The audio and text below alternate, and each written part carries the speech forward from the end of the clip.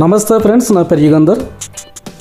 నేను శ్యామ్ గారు వాళ్ళ నాన్నగారు ముగ్గురం కలిసి మధ్యాహ్నం భోజనానికి శ్యామ్ గారు చెప్పారు పిస్తా హోటల్ అని, పిస్తా హౌస్ అని చెప్పేసి జేఎన్టీయూ దగ్గర ఉంది. ఇది చాలా బాగుంటుంది, ఫేమస్ ఇక్కడ అని చెప్పాడు బిర్యానీ. నాకేమో పెద్దగా ఇష్టం ఉండదు బిర్యానీ అని చెప్తే, లేదు ఒక్కసారి తిని చూడండి ఇక్కడ చాలా బాగుంటుంది అని చెప్పాడు. సరే అని వెళ్ళాము. ఇక్కడ క్యూ కడతారు, లైన్లు ఉంటాయని చాలా చెప్పాడు. చూద్దాం అని చెప్పేసి తప్పని పరిస్థితి వెళ్ళా. చూస్తే నిజంగానే ఇక్కడ చూడండి ఇంతమంది ప్యాకింగ్ కోసం ఇవన్నీ పార్సిల్ కట్టుకొని తీసుకెళ్తున్నారు. చాలా గుంపు ఉన్నారు ఇక్కడ. జేఎన్టీయూ దగ్గర ఉంది పిస్తా హౌస్ అని. శ్యామ్ గారు వాళ్ళ నాన్నగారు బయట ఇదే పిస్తా హౌస్, బయట ఓన్లీ ప్యాకింగ్ మాత్రమే. ఇక్కడ లోపలికి వెళ్తున్నాము. కింద ఇక్కడ ఇదే కంపెనీకి సంబంధించిన క్రాక్ బిస్కెట్స్ ఇటువంటి మొత్తం కూడా ఇక్కడ ఉన్నాయి. కింద స్టాక్ పెట్టారు. ఇక్కడ స్నాక్స్ కానీ అవి తినాలంటే వాళ్ళ కంపెనీకి సంబంధించినవి, పిస్తా వాళ్ళకి సంబంధించినవి కింద ఫ్లోర్లో ఉన్నాయి. ఇక్కడ ఇంకా దీని లెఫ్ట్ సైడు టీ కాఫీలు అవి ఉన్నాయట, పిస్తా టీ అట అక్కడ. సరే అయితే మేము లోపలికి వెళ్ళాము, ఆర్డర్ ఇచ్చాము. మేము ఇక్కడ బిర్యానీ ఆర్డర్ ఇచ్చాము.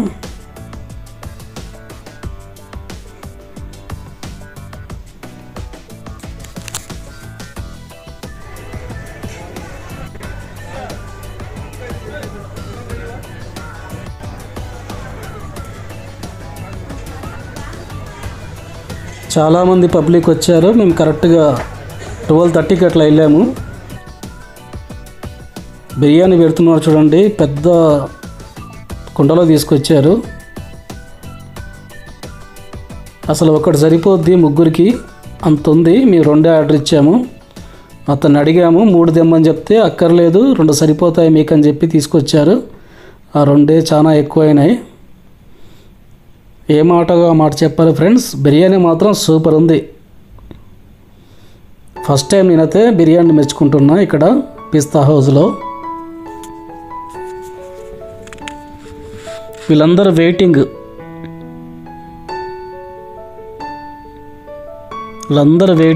అక్కడ పేర్లు ముందు పేర్లు చెప్తున్నారు. అక్కడ పేర్లు చెప్తే వాళ్ళు ఒక్కొక్కరిని పిలుస్తున్నారు.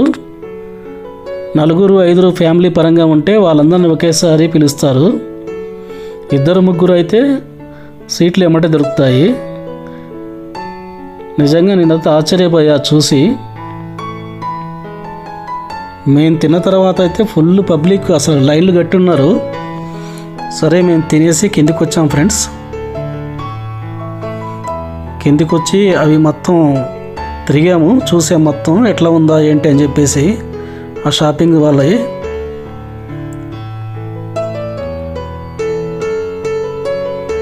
ఇక్కడ మొత్తం స్నాక్స్ తీసుకునే ప్రాంతం ఇది. చాలామంది ఆర్డర్ ఇచ్చేసి కూర్చొని నిదానంగా తినుకుంటూ కాలక్షేపం చేస్తున్నారు.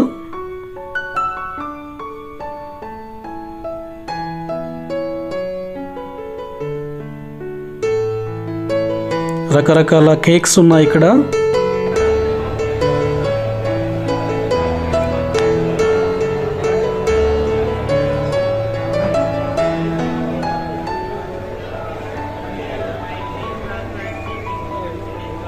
దాదాపుగా తినదరిగేదాకా అక్కడ తిరిగి ఇంటికి వచ్చాము. రాగానే నేను చెట్లకి నీళ్లు పోసా.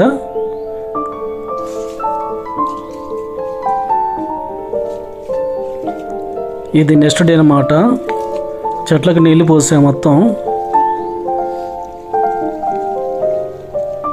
తర్వాత మళ్ళీ నెక్స్ట్ డే మధ్యాహ్నం అయింది. ఇంకా హోటల్లో తింటాం ఎందుకని చెప్పేసి శ్యామ్జీ నేను వండేస్తా అని చెప్పాడు. హోటల్ తిండి ఎందుకు అని చెప్పేసి అనుకున్నాం ఇద్దరం. తులసి చెట్టుకి మిగతా మొక్కలకి మొత్తం నీళ్ళు పోసాను నేను.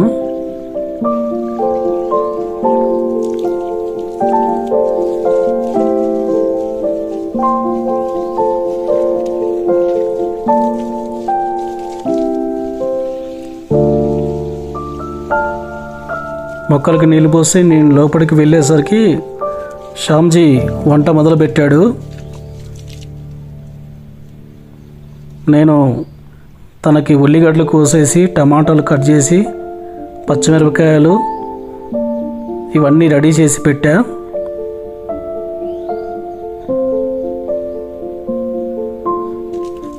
నేనే వండుదాం అనుకున్నా. శ్యామ్జీ అక్కర్లేదు, నేను వండుతా చూడండి ఒకసారి అని చెప్పాడు. ఎగ్ ఫ్రై చేద్దాం నేను అనుకున్నా, తను లేదు.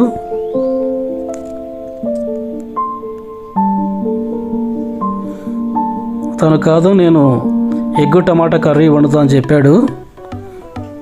ఫస్ట్ టమాటా, పచ్చిమిరపకాయలు ఇవన్నీ ఉల్లిగడ్డ కోసేసి అవన్నీ మిక్సీ పట్టాడు. నేను ఎగ్స్ ఉడకబెట్టి ఇచ్చా. ఇవన్నీ ఇట్లా ఉడకబెట్టి తనకిచ్చా. తను అవన్నీ కోసేసి మిక్సీ పట్టుకొని జాగ్రత్తగా ఎగ్ కర్రీలాగా చేసి దాంట్లో ఉడకబెట్టిన కొడుగుడ్లు వేసాడు. కర్రీ వండుతున్నాడు ఉల్లిగడ్డలు వేసి. ఇదేమో రైస్ దానిపైన పెట్టా నేను కొద్దిసేపు అట్లా నానేద్దాం అని చెప్పేసి. తర్వాత మీరు వెళ్ళిపోండి బాబాయ్, నేను చూసుకుంటా లేండి అని చెప్పాడు. సరే తను చేస్తాడు కదా, ఎట్లా చేస్తాడేమో అనుకున్నా. సింగపూర్లో సాఫ్ట్వేర్ జాబ్ చేస్తున్నాడు. ఇప్పుడేమో మాకు వంట చేస్తున్నాడు పాపం.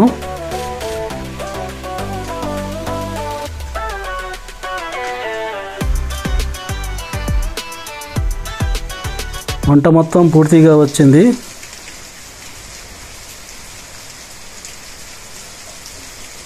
నేను చెట్లకు నీళ్లు పోసిన తర్వాత ఫుల్ వర్షం పడింది.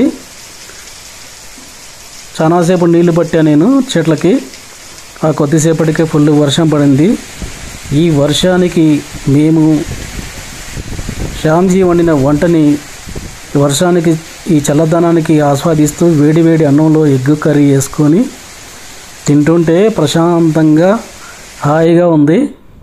మంచి రుచిగా అనిపించింది. చాలా రోజుల నుంచి 3-4 డేస్ నుంచి హైదరాబాద్లో ఉంటున్నాం కదా, వండుకొని తింటే చాలా రుచిగా అనిపించింది ఫ్రెండ్స్. ఓకే, శ్యామ్జీ అయితే చాలా బాగా వండాడు కర్రీ. వీడియో నచ్చితే లైక్ చేయండి, సబ్స్క్రైబ్ చేసుకోండి friends. Thank you. Slow up, no I don't take shit, I got no love for the